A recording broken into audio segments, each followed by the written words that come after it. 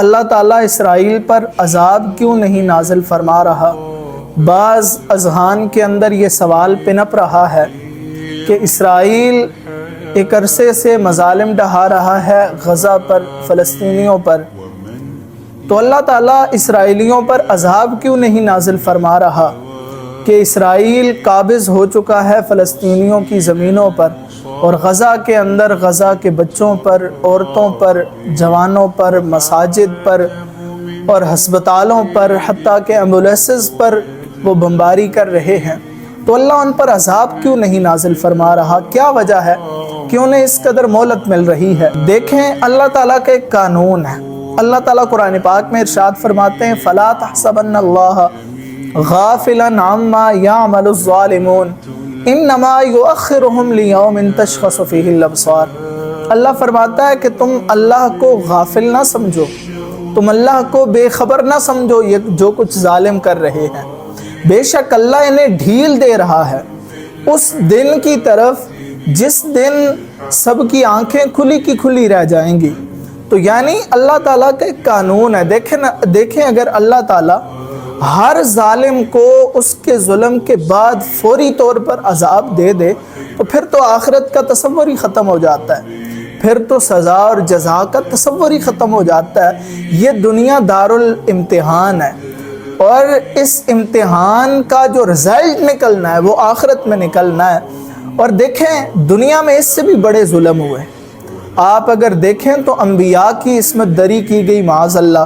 حضرت زکریا کی آپ مثال لے لیں، یہودیوں نے ہی حضرت زکریا کے ساتھ کیا کیا؟ حضرت زکریا اللہ کے محبوب نبی ہیں، قرآن پاک میں ان کا ذکر ہے، یا زکریا انا نبشرک بغلام اسمہ یحییٰ لم نجعل لہ من قبل سمیہ۔ اتنے اللہ کے محبوب نبی ہیں، اللہ انہیں فرما رہے ہیں کہ اے زکریا انا نبشرک بغلام اسمہ، ہم نے آپ کو ایک بچے کی خوشخبری دی ہے، اسمہ یحییٰ، اور پھر اللہ نے اس کا نام بھی خود رکھا، لم نجعل لہ من قبل سمیہ، اور پھر فرمایا یحییٰ، یہ نام بھی اس سے پہلے نہیں رکھا گیا۔ بچہ تو جو آپ کو دیا گیا وہ تو ہے ہی بڑے بختوں والا، لیکن یہ نام بھی بڑی عظمتوں والا آپ کو عطا کیا گیا ہے۔ اور پھر دیگر قرآن میں ان کا ذکر ہے۔ تو یہود نے ان کے ساتھ کیا کیا؟ روایات بتاتی ہیں کہ ان کے سر سے آرا چلوایا گیا اور نیچے سے آرا جو ہے وہ نکالا گیا، یعنی ان کے دو ٹکڑے کیے گئے۔ پھر حضور صلی اللہ علیہ وآلہ وسلم کی اہل بیت کے ساتھ یزیدیوں نے کیا کیا؟ حضرت امام حسین رضی اللہ تعالیٰ عنہ اور اللہ کے رسول صلی اللہ علیہ وآلہ وسلم کے دیگر خاندان کے ساتھ کیا کچھ مظالم نہیں ڈھائے گئے، بلکہ حضرت امام حسین کا جب سر کٹ کے نیزے پہ بلند ہوا اور پھر ابن زیاد کے دربار میں آیا تو ابن زیاد آپ کے جو ہے وہ دندان مبارک پہ چھڑی مار رہا تھا، تو پاس بیٹھے ایک صحابی کھڑے ہوئے اور انہوں نے کہا کہ اے بدبخت تو کیا کر رہا ہے؟ یہ وہ ہونٹ ہیں، یہ وہ لب ہے، یہ وہ دندان ہے جنہیں میں نے اللہ کے رسول صلی اللہ علیہ وآلہ وسلم کو چومتے دیکھا ہے۔ بلکہ ایک صحابی نے تو ابن زیاد نے کہا میں نے ایسا حسن نہیں دیکھا کہ کٹنے کے بعد بھی سر اتنا حسین ہے۔ تو ایک صحابی نے کہا کہ یہ وہ ہستی ہیں جو رسول اکرم صلی اللہ علیہ وآلہ وسلم کی سب سے زیادہ مشابہ ہیں۔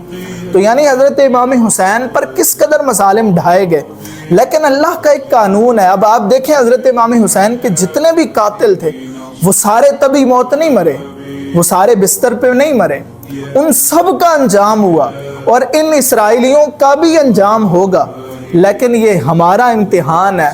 اللہ نے امت مسلمہ پر یہ امتحان بھیجا ہے کہ امت مسلمہ کس قدر فلسطینیوں کے حق میں کھڑی ہوتی ہے۔